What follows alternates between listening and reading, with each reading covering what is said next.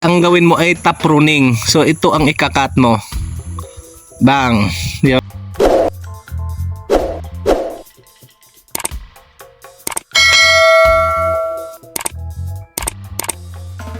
So what's up mga bossing? Dito naman tayo magtigaw-tigaw sa ating YouTube. So mag-upload tayo ng video ngayon since na Christmas. Merry Christmas sa tanan.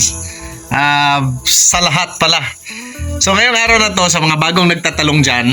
So magpo-pruning tayo. So tingnan nyo kung paano ko ipo-pruning ang aking talong na namumunga na. So ang ating organic na talong. So yan mga boss, no. Dito ulan-ulan pa sa amin. Ulan-ulan pa. Ito yung organic na talong ko. So ito, pag sinabi nating organic mga bossing, ibig sabihin wala tayong nilalagay na chemical. So ganito ko pinopruning.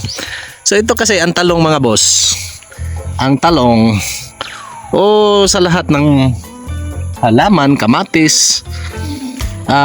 Kung halimbawa ay gusto mo ng maraming sanga. So ang gagawin mo mga bossing, pag gusto mo maraming sanga ang isang halaman, ang tawag ay, ang gawin mo ay top pruning. So ito ang ikakat mo. Bang. Ito. So yung pinakatalbos niya ang kukunin natin. So ito sa makikita nyo sa aking talong mga busing, marami na siyang sanga. So nagasanga-sanga na siya. So hindi ko to tinatap pruning nung maliit pa siya, pero nagkusa siyang nagsanga-sanga. So ito ay walang fertilizer na inilagay na kahit anong chemical mga boss, kahit spray. So wala, hinayaan ko na lang mga boss kung anong mangyayari sa kanya. So since naman hindi to pang binta, so kung ibibinta nyo yung talong nyo, yung halaman nyo, kailangan nyo talagang kasi mag-apply ng mga chemicals para mananatiling maganda yung bunga at saka shiny ba mga boss sa sinaw-sinaw sa Bisaya, para ma-attract yung mamimili. So ito ipo-pruning natin. So mayroon tayong tinatawag na top pruning. Yun nga, yung talbos ang kukunin mo para mananga siya, magkakaroon siya ng maraming shoots sa katawan niya. So ang atin, para lang mamunga siya ng marami at wala siyang dinadalang maraming sanga. So ang ipo-pruning natin, kukuhanan natin siya ng dahon.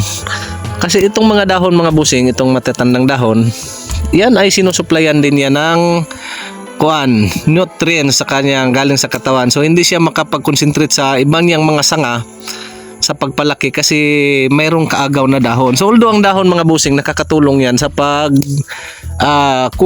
pag-harvest ng sustansya galing sa araw. Pero kung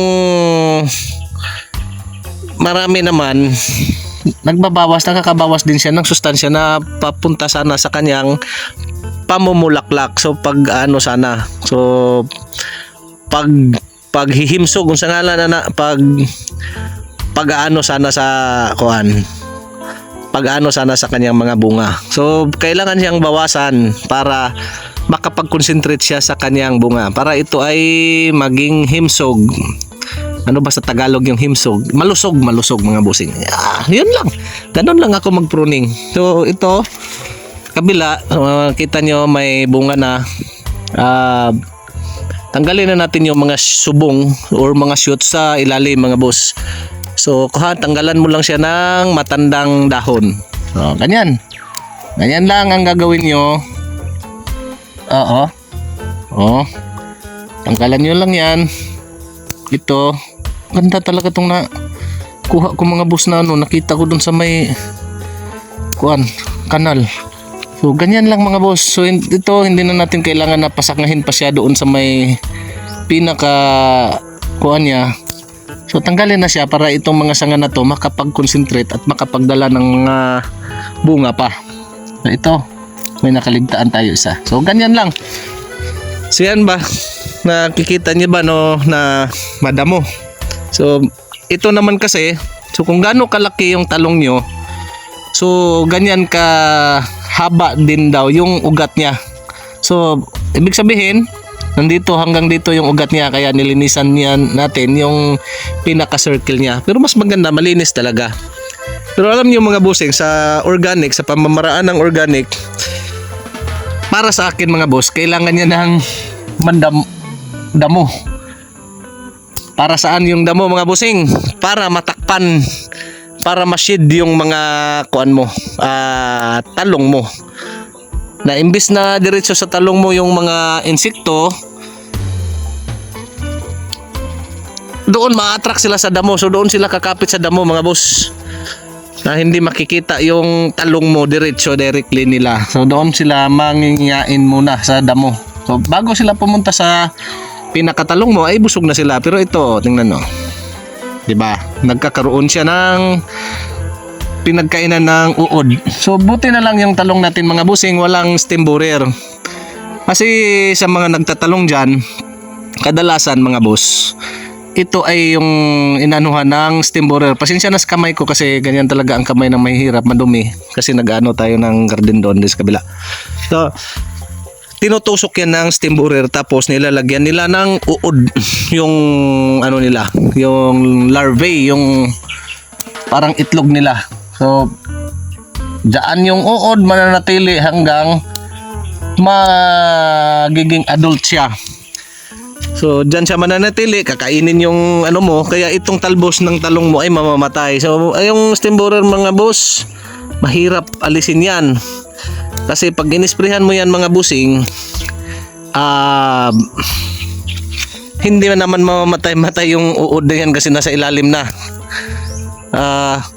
At saka, mabilis lumipad yung mga nanay niyan. Pag dumapo yan dyan, iitlogan nila, tutusukin nila, iitlogan nila sa magiging anak nila doon na uod nga, tapos lilipad na agad. Kaya ay yung ibang mga magsasaka, yung ibang nag-farming ng talong, nagtatanim ng talong ay every other day yan nag-i-spray. Pero sa mga ganyan mga boss, makikita nyo na may makikita kayo na mga talbos na tumatamblay na at saka namamatay niya, ay i-cut nyo na lang. I-cut nyo na lang. Yun ang pinakamabisang ano dyan. So cutting nyo, tapos wag mo nyong itapon ha. Anuhan nyo. I-ano nyo sa apoy. So sunugin nyo mga busing para hindi siya magiging adult. Kasi pag pinabayaan nyo, itapon nyo lang, siyempre nandun pa yun. Yung itlog na yun, magiging adult pa rin siya. Magiging nanay na siya, tapos tutusok na naman siya sa mga talong ninyo. So ganun lang yun. Ito, mga boss, hindi ko kailangan ng sanga na to.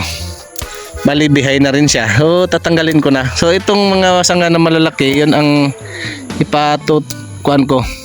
Itutuloy ko. Kaya kinakat natin yan. So ito, malaki-laki na. Sayang naman ikat.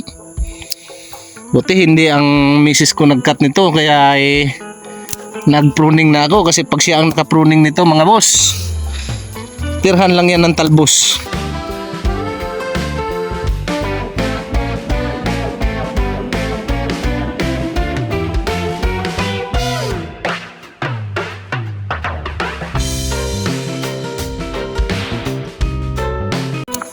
So ito mga ganito mga busing, pwede nang harbisin ha. Kaso lang, Christmas tayo kagabi. May naghanda-handa ng konti na karne-karne, kaya ay hindi mo na pinapansin yung gulay mga boss. Parang ito ay ano? Huh? Oh, confirm. Ano yan mga boss? Sangig. Sa tawag dito. Hoy, hindi natin yan anuhin, may sangig. Tumubo na rin sa wakas yung sangig, pero hindi ko dito itinatanim yan ha. Doon sa kabila. Ba't dito sumubong yung tangig na yan? Sangig. Ayan mga bossing, ito yung sinasabi natin na pruning. Ayan. Ulan na, maulan na. So, kailangan natin bilisan mga boss bago tayo mabasa.